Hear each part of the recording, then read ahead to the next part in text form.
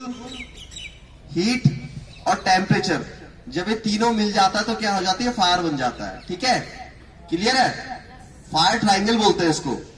और अगर हमें कंट्रोल करना फायर के ऊपर तो उस फायर ट्राइंगल को तोड़ना जरूरी होता है। या तो आप फ्यूल को हटा दो, सपोज दैट कहीं आग लगी है तो उसके नियर बाय जो मटेरियल है जहां वो आग लग सकती है, फैल सकती है, जहां आग लगी उसको तो बुझाओ मत, लेकिन जो नियर बाय उसका जिन चीजों पे आग लग सकती है वो चीजें हटा दो वहां से, तो उसको बोलते हैं गला घोटना, दम घोटना, सॉरी आग को भूखा मारना। ठीक है, दूसरा मेथड हो गया कि उसको भाई उसका दम घोट दिया, ऑक्सीजन की सप्लाई कट ऑफ कर दिया जाए।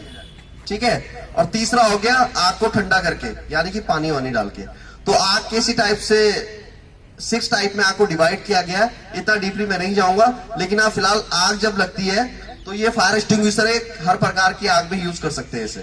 ठीक है, अब इसको यूज करने का तरीका है किसी को पता? प्रीवियस में टीम आई थी, बताया था। वेरी गुड, एक ने किया और नहीं थे क्या उस दिन? तो इसका एक मेथड बताया होगा यूज करने का, पास मेथड।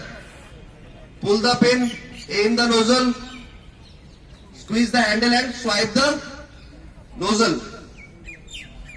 तो बच्चों क्या है, जब कभी आग लगे और इनिशियल स्टेज में हो, अगर आग बढ़ जाती है तो खैर फायर ब्रिगेड ही आता है, लेकिन आग जब शुरू होती है तो उसको शुरुआती स्टेज में रोक दिया जाए तो बहुत बड़ी घटना होने से हम बच सकते हैं। ठीक है, तो सबसे पहले क्या करना है इसका, दीपक बताओ।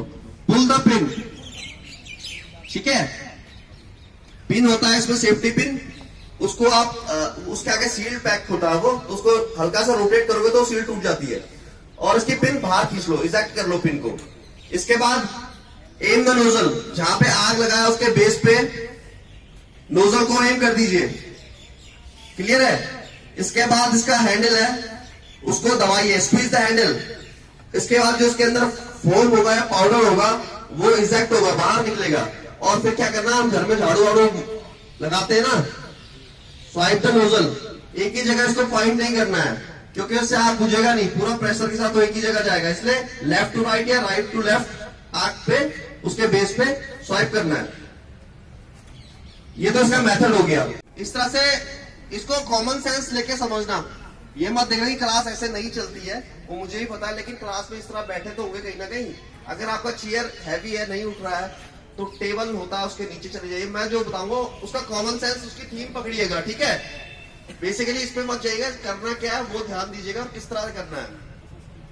अगर क्लास चल रही है आपकी और सपोज दैट भूकंप के झटके आने शुरू हो गए, तो इवन ये लाजमी सी बात है, तो टीचर कहेंगे भूकंप, या कोई ना कोई बोलते हैं भूकंप आ गया, भूकंप आ गया। ठीक है, तो और किसी ने कहा भूकंप आ गया, भूकंप आ गया, तो करना क्या आप ये करके बताएंगे आपको। ठीक है बच्चों, भूकंप तो क्या करना है, अगर चेयर है तो लेके सर पे, क्योंकि बेसिकली क्या होता है, हमारी हेड इंजरी में सबसे ज्यादा चांसेस होते हैं लाइफ के। अगर सर पे कोई चोट लगती है तो बहुत ज्यादा चांसेस बन जाते हैं कैजुअलिटी के। अगर हमारे कंधे पे, हाथ पे लगे तो फ्रैक्चर ही होगा ना, जान तो नहीं जाती है, लेकिन सर पे चोट लग गई तो आदमी क्या होता है। तो सबसे पहले हेड इंजरी से बचना है, अंडरस्टैंड?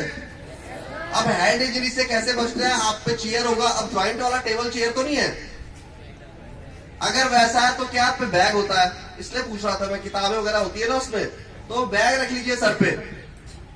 कुछ भी अगर हल्का सा झटका है, हो सकता है फैन ही गिर जाए, है ना, मैं नहीं कह रहा कि दीवार गिरेगी, हो सकता है उसके हल्के झटके से फैन आपके ऊपर गिर जाए, तो वो अगर आपका बैग आपका सर के ऊपर कवर रहेगा तो हेड के ऊपर स्ट्राइक नहीं करेगा, और क्या होगा, आपको सर की चोट नहीं लगेगी। उसके बाद डक, होल्ड एंड कवर में डक एक चाल होती है, डक तो सबको पता है ना, इसे कहते हैं डक होल्ड कवर। इस तरह से जो भी आपने सर पे रखा है उस तरह से धीरे धीरे करके निकलना है।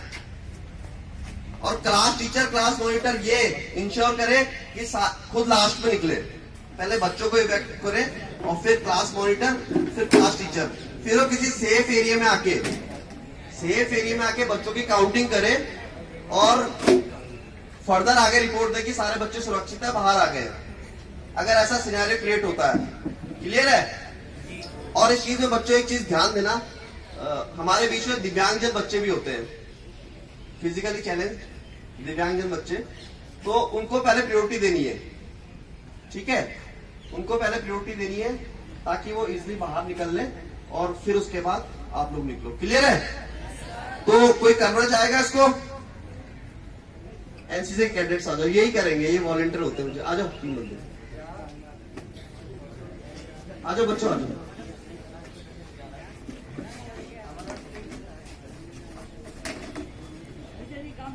अभी देखो इन्होंने कितना पकड़ा, किस तरह से इन्होंने सीखा है। ठीक है बच्चों, भूकंप, वेरी गुड, फास्ट एक्शन था।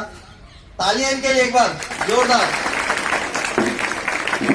Thank you. बैठ जाओ। के हो, लोहे के हो, किसी के भी जो बियर कर सकते हैं। ऐसा ना हो कि इतने कमजोर हो आप उसको उठाए और टूट जाए, तो ये ध्यान रखना है। ठीक है, तो उसको बचाने की जगह उसको ज्यादा चोट लग जाएगी, है ना। बच्चे को हंसी आ रही होता, तुमने किया ऐसे पहले कभी? शैतानी। तो इसमें क्या है, ब्लैंकेट ले लिया, बेडशीट, कुछ भी, ठीक है, इस तरह से ले लिया, उसको पूरा खोल के बिछा दो।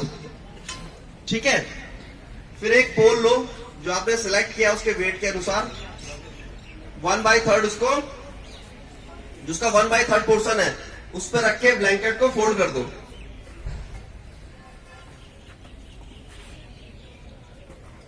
इस तरह से फोल्ड करके फिर दूसरा पोल फोल्ड किए हुए पोर्शन पे रख के दोबारा से फोल्ड कर दो, दोबारा से फोल्ड कर दो,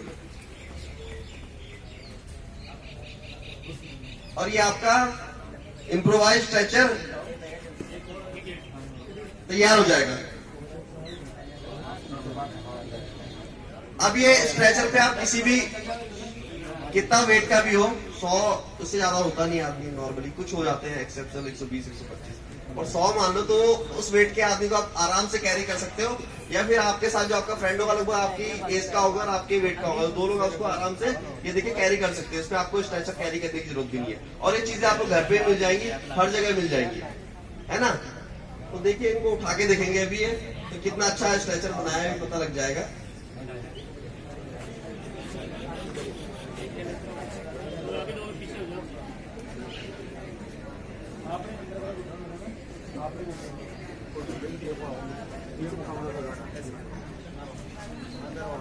अब ये इस तरह से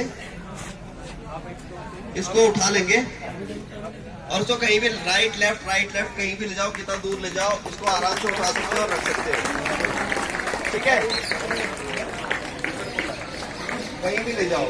ठीक है, ये आपका इम्प्रोवाइज तरीका है बनाने का। और इसके बाद अगर ये भी आपके पास नहीं है तो आप टी शर्ट से, टी शर्ट होती है ना, टी शर्ट का भी स्ट्रेचर देखा है, नहीं उतारेगा दूसरा उतारेगा। ठीक है ना, खड़े में इस तरह से अपना हेड डाउन करके दूसरा आए और उसकी टी शर्ट उतार के पोल पकड़ के रखने। ठीक है, तो टी शर्ट पोल में इंसर्ट हो जाएगी इस तरह से, उधर से दूसरा, और एक जो बंदा उनके साथ है वो उनकी टी शर्ट्स को इस तरह से उतार ले, तो क्या होगा, टी शर्ट्स का स्ट्रेचर आपका तैयार हो जाएगा। और इसमें आप किसी को भी आराम से उठा सकते हो। ठीक है, जितनी ज्यादा टी शर्ट्स है उतना आप अच्छा स्ट्रेचर बना पाओगे। क्लियर है?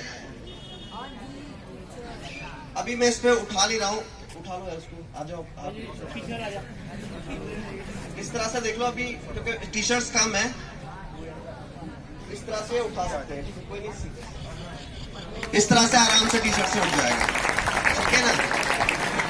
ब्लीडिंग कंट्रोल करने का भी हम आपको बता रहे हैं। ये नॉर्मली जैसे आप देख लो कहीं पे रोड एक्सीडेंट हो गया है, किसी को बहुत गहरी चोट लग गई है और लगातार उसकी बॉडी से खून निकल रहा है। पहले आप ये पता होगा कि एक ह्यूमन बॉडी में कितना ब्लड होता है, 5 से 6 लीटर।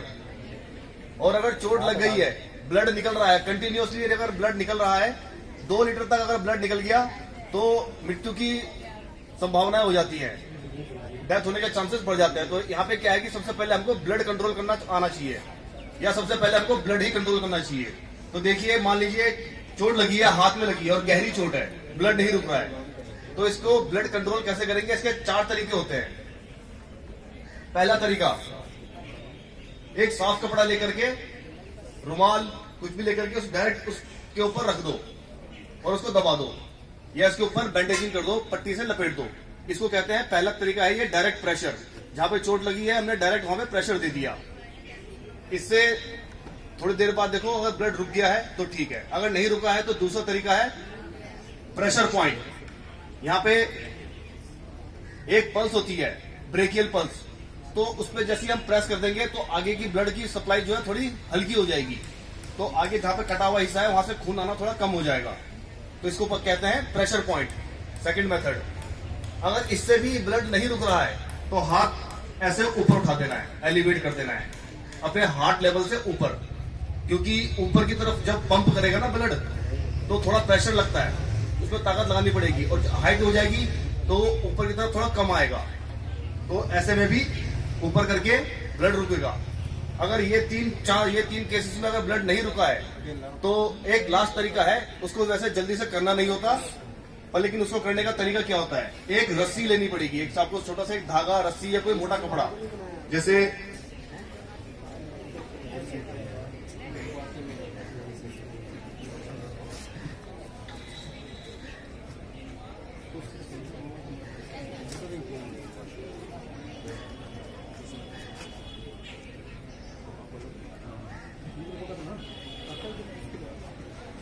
ऐसे एक धागा लेना है और जो हमारी आर्म है इसके ऊपर हमने उसको लपेटना है, बांध देना है, ऐसे करके यहाँ पे गांठ मार देनी है। गांठ मारने के बाद हमारे पास कोई पेन होगा, लकड़ी का कोई मोटा सा कोई ऐसे जो टूटे ना, उस गांठ के ऊपर रखनी है और उसके ऊपर एक और गांठ लगा देनी है बस। उसके बाद फिर इसको हमने घुमाएंगे, पेन को ऐसे घुमाना है तो ये टाइट हो जाएगा, काफी टाइट हो जाएगा। इसको 10 मिनट के बाद वापस रिलीज करना है। अगर वापस रिलीज नहीं किया तो आगे के जो हमारे ऑर्गन्स हैं जितने भी हैं उनको भी ब्लड चाहिए होता है। मान लो चोट यहाँ पे लगी थी, हमने यहाँ पे ऊपर का ऑर्गन, ये सब डेड हो जाएंगे अगर इनको ब्लड नहीं मिलेगा तो हर 10 मिनट के बाद इसको रिलीज करना है 1 मिनट के लिए, फिर वापस टाइट कर देना है। इसको कहते हैं टॉर्निकेट मेथड। इसीलिए डॉक्टर इसको करने की सलाह नहीं देते हैं जल्दी से, क्योंकि ये आगे के ऑर्गन्स भी डैमेज कर सकता है। तो ब्लीडिंग कंट्रोल करने के कितने तरीके बताए? 4 तरीके। पहला डायरेक्ट प्रेशर, दूसरा प्रेशर पॉइंट, तीसरा एलिवेशन और चौथा टॉर्निकेट। समझ में आया?